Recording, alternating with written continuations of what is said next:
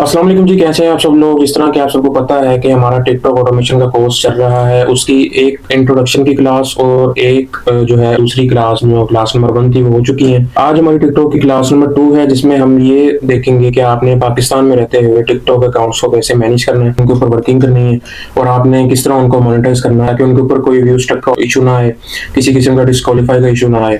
तो आपने किस तरह उनको मैनेज करना है, आज की वीडियो में हम यही चीजें देखेंगे। तो बगैर देर के चलते हैं लैपटॉप की स्क्रीन पर और देखते हैं वहां जाकर के आपने टिकटॉक अकाउंट्स को पाकिस्तान में रहते हुए कैसे मैनेज करना है और किन चीजों पर मैनेज करना है। मैं आपको यहाँ पर तकरीबन 7 से 8 वेज बताऊंगा। अब उनमें से आपने खुद डिसाइड करना है कि आप इस वे पे बेस्ट बैठ रहे हैं या कौन सा वे आपके लिए बेस्ट है, जो आपके बजट में आ रहा है या जो आपके पास अवेलेबल है। तो इस चीज को डिसाइड आपने खुद करना है। चलते हैं लैपटॉप की स्क्रीन पर और वहां पे जाकर मैं आपको बताता हूँ कि आपने किस तरह टिकटॉक अकाउंट्स को पाकिस्तान में रहते हुए मैनेज करना है। अच्छा जी, तो मैं आ गया हूँ अपनी लैपटॉप की स्क्रीन पर। यहाँ पर आपके सामने 8 वेज लिखे हुए हैं जिसके थ्रू आप टिकटॉक के अकाउंट्स को पाकिस्तान में रहते हुए मैनेज कर सकते हैं। मैं आपको 8 तरीके बता रहा हूँ, आपने इसमें से खुद डिसाइड करना है कि आपके बजट में कौन सा आ रहा है या आपके पास कौन सा अवेलेबल है। ठीक है, यहाँ पर आपके सामने 8 वेज लिखे हुए हैं जिसमें से फर्स्ट वे जो है वो है आरडीपी या वीपीएस। अब बहुत सारे लोग जो फेसबुक से लिंक्ड हैं उनको पता है कि आरडीपी और वीपीएस क्या होता है। आरडीपी और वीपीएस एक वर्चुअल प्राइवेट कंप्यूटर होते हैं जो बाहर की कंट्रीज में पड़े होते हैं और आप उनको बाय करते हैं मंथली चार्जेस दे के। मंथली आपको 8 से 10 हजार रुपए में ये एक वीपीएस या आरडीपी मिलती है। तो आप उनको बाय करके उनके ऊपर आप काम करते हैं क्योंकि वो आपको बाहर के लोकेशन का लैपटॉप मिल जाता है तो उसके ऊपर आप इजीली काम कर सकते हैं। अब आरडीपी और वीपीएस में से सबसे बेस्ट कौन सा है? आरडीपी जो है वो स्लो चलती है, इसकी निस्बत जो वीपीएस है वो जरा फास्ट स्पीड में चलता है और ये स्पेक्स के ऊपर भी डिपेंड करता है कि आपने कौन सी स्पेक्स का जो है वो वीपीएस बाय किया है। तो पहला वे तो हो गया ये। दूसरे नंबर पे आता है एलडी क्लाउड। एलडी क्लाउड अब क्या है? एलडी क्लाउड जिस तरह वीपीएस एक वर्चुअल प्राइवेट कंप्यूटर है, एलडी क्लाउड ऐसे ही एक वर्चुअल प्राइवेट फोन है जो आपको एलिजिबल कंट्रीज जो यूएसए, यूके, कनाडा, जापान, इन कंट्रीज के जो मोबाइल हैं वहां के आपको वर्चुअल मोबाइल मिलते हैं ऑनलाइन। मतलब जिस तरह आप पाकिस्तान में मोबाइल चलाते हैं इसी तरह आपको ऑनलाइन मोबाइल मिल जाता है जिसके अंदर आप अपने टिकटॉक को मोबाइल में यूज करते हैं। तो वो सबसे बेस्ट वे रहता है टिकटॉक अकाउंट्स को मैनेज करने के लिए। मैं पर्सनली भी अगर टिकटॉक के अकाउंट्स मैनेज करता हूँ या टिकटॉक का काम करता हूँ तो मैं एलडी क्लाउड के ऊपर ही करता हूँ। उसकी रीजन ये है कि टिकटॉक आप सबको पता है कि वो मोबाइल पे जो है वो ज्यादा बेस्ट चलता है एज कम्पेयर टू पीसी के। और पाकिस्तान में तो आजकल वैसे ही टिकटॉक का जो है वो नहीं चल रहा सिस्टम। टिकटॉक आप अगर चला भी रहे होंगे तो वीपीएन से चला रहे होंगे। मेरे पास तो नहीं चल रही है, मैं तो वीपीएन से ही चला रहा हूँ पाकिस्तान में टिकटॉक। तो मेरे पास तो वीपीएन के बगैर नहीं चल रही है। तो अगर आपने बेस्ट काम करना है, व्यू स्टक से बचना है, अपने अकाउंट के फ्रीजिंग से बचना है कि आपका अकाउंट फ्रीज ना हो जाए, तो बेस्ट वे जो है वो है एलडी क्लाउड। एलडी क्लाउड पे आप वर्क करेंगे, वो आपको एज ए मोबाइल आप उसको यूज कर सकेंगे और मोबाइल पे आप सबको पता है कि टिकटॉक बहुत अच्छी चलती है एज कम्पेयर टू पीसी के। तो ये हो गया दूसरा वे। तीसरा वे ये है mobile with UK and USA SIM. आपने एक सेपरेट मोबाइल ले लेना है, अगर आपके पास कोई पड़ा हुआ है आपने उसमें से पाकिस्तान की सिम निकाल देनी है। आपको यूके या यूएसए की सिम मिल जाती है मार्केट से, अराउंड अबाउट 4 to 5,000 की सिम आपको मिल जाती है मार्केट से। आपने पाकिस्तानी सिम निकाल के उस मोबाइल को रिफ्रेश कर लेना। आपने उसके अंदर यूके या यूएसए की सिम को डाल के आपने उसके थ्रू भी आप काम कर सकते हैं। मैंने आपको वे बता दिया है कि आपने उसमें पाकिस्तान की सिम निकाल देनी है और आपने उसको रिफ्रेश करके उसमें यूके या यूएसए की सिम डाल के आपने उस पर अकाउंट बनाना है और वर्किंग करनी है। आपने कोई नेट बदलना नहीं है, कोई आपने प्रॉक्सी या वीपीएन नहीं लगानी है, आपने सिंपल पाकिस्तानी नेट के ऊपर काम करना है। उसके बाद आता है मोबाइल विद वीपीएन और मोबाइल विद प्रॉक्सी। ये दोनों आपस में इंटरलिंक ही हैं। वीपीएन और प्रॉक्सी में डिफरेंस कोई इतना ज्यादा नहीं है। जो प्रॉक्सी है वो जरा स्टेबल रहती है एज कम्पेयर टू वीपीएन के। वीपीएन और प्रॉक्सी का आपको पता है कि पाकिस्तानी गवर्नमेंट जो है आए दिन वीपीएन और प्रॉक्सी को ऑफ कर देती है। जब से उन्होंने वो फायरवॉल सिस्टम लगाया तो वीपीएन और प्रॉक्सी भी प्रॉपर वर्क नहीं कर रहे। मेरे कुछ स्टूडेंट्स वीपीएन और प्रॉक्सी पर काम कर रहे थे और उन्होंने रिसेंटली मुझे बताया कि सर हमें अकाउंट फ्रीजिंग का और व्यू स्टक का इशू आ रहा है। तो उनको मैंने ये कहा कि आप एलडी क्लाउड पे या वीपीएस के ऊपर काम करो। तो जब उन्होंने इस तरह किया, उनकी जब एक आईपी स्टेबल आईपी रही है तो उनका जो व्यू स्टक वाला इशू था वो सॉल्व हो गया। तो यहाँ से पता ही चलता है कि वीपीएन और प्रॉक्सी पे आप काम अगर करेंगे तो आपको इश्यूज आपको फेस करने पड़ेंगे और आपने उनको फेस करना है। तो वीपीएन और प्रॉक्सी में कोई ज्यादा डिफरेंस नहीं है।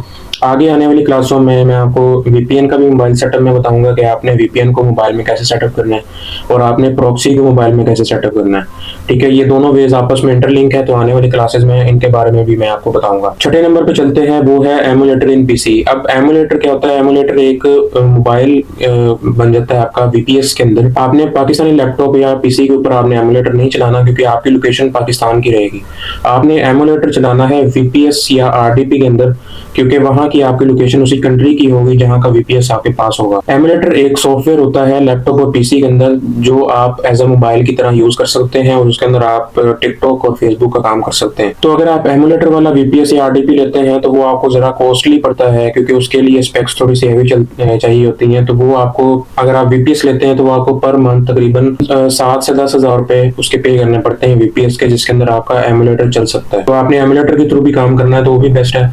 वीपीएस के बाद आपने एमुलेटर में काम करना है, पाकिस्तानी आईपी पे एमुलेटर पे काम नहीं करना। उसके बाद आता है मोबाइल विदाउट सिम। अब आपके पास अगर कोई मोबाइल है पाकिस्तानी जिसके अंदर आपकी कोई पाकिस्तान की सिम नहीं है और ना यूके यूएसए की कोई सिम है, आपने क्या करना है, आपने मार्केट में कोई किसी बंदे से आपने यूके या यूएसए का अकाउंट बनवा लेना है। वो आपको 400 या 500 रुपए में वो आपको अकाउंट बना देगा। अब आपने क्या करना है, आपने ऐसा मोबाइल लेना है जिसके अंदर ना पाकिस्तान की सिम हो ना यूके यूएसए की सिम हो।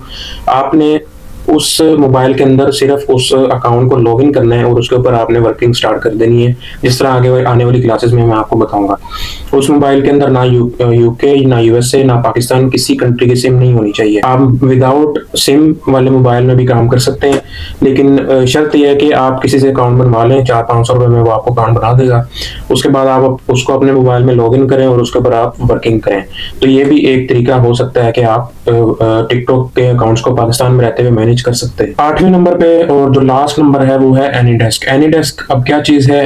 एनीडेस्क और टीम वीवर, ये दो एप्स हैं जिनके थ्रू आप यहाँ पर बैठे हुए बाहर की कंट्रीज के जो लैपटॉप्स हैं, पीसीज हैं, उनको आप मैनेज कर सकते हैं, आप उनको चला सकते हैं। अब एनीडेस्क और टीम वीवर कौन यूज कर सकता है? अब ये वो बंदा यूज कर सकता है जिसका कोई रिलेटिव, कोई कजन, कोई भाई, कोई जानने वाला बाहर की किसी एलिजिबल कंट्री में जहाँ पर टिकटॉक की मोनेटाइजेशन है, वहां पर अगर कोई रहता है तो वो ये कर सकता है कि वो वहां पर एक लैपटॉप रख दे।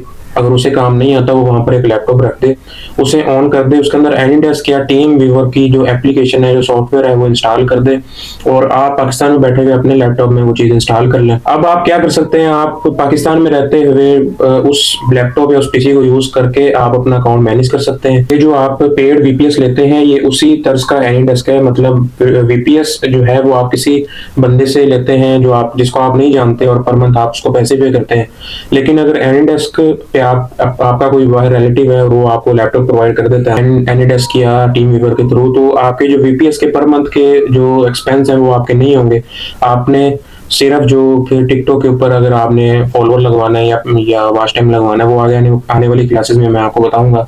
तो सिर्फ आपका फिर वही खर्चा होगा। अगर आपका बाहर कोई जानने वाला नहीं है तो फिर आप वीपीएस से काम करेंगे या बाकी वेज जो मैंने आपको बताया आप उसे करेंगे। अगर आपको कोई बाहर जानने वाला है तो वो आपको टीम वीवर के थ्रू या एनीडेस्क के थ्रू वो आपको एक्सेस दे देगा, जिसके थ्रू उसका लैपटॉप आप एज अ वीपीएस यूज कर सकते हैं और आप वीपीएस के मंथली एक्सपेंस से बच सकते हैं। तो ये आज के कोई 8 वेज मैंने आपको बताए हैं जिसके थ्रू आप पाकिस्तान में रहते हुए टिकटॉक के अकाउंट्स को मैनेज कर सकते हैं। यही तरीके आपने यूज करने हैं नॉन मोनेटाइज अकाउंट के लिए और यही तरीके आपने यूज करने हैं मोनेटाइज अकाउंट के लिए। आगे आने वाली क्लासेस में सब इन डिटेल बताऊंगा कि आपने मोनेटाइज अकाउंट से काम स्टार्ट करना है। अगर आपने न्यू अकाउंट से काम स्टार्ट करना है तो आपने उसको खुद कितनी देर में मोनेटाइज करना है, आपने उसको कैसे मैनेज करना है, कितनी देर में मोनेटाइज हो जाएगा, काम आप कैसे करना है, सारी चीजें आगे आने वाली क्लासेस में आपको बताऊंगा। तो वो तभी पॉसिबल है जब आपने मुझे फॉलो किया होगा, मुझे सब्सक्राइब किया होगा। और अगर आपका इस वीडियो से रिलेटेड कोई भी क्वेश्चन हो तो आपने नीचे कमेंट कर देना है। मैं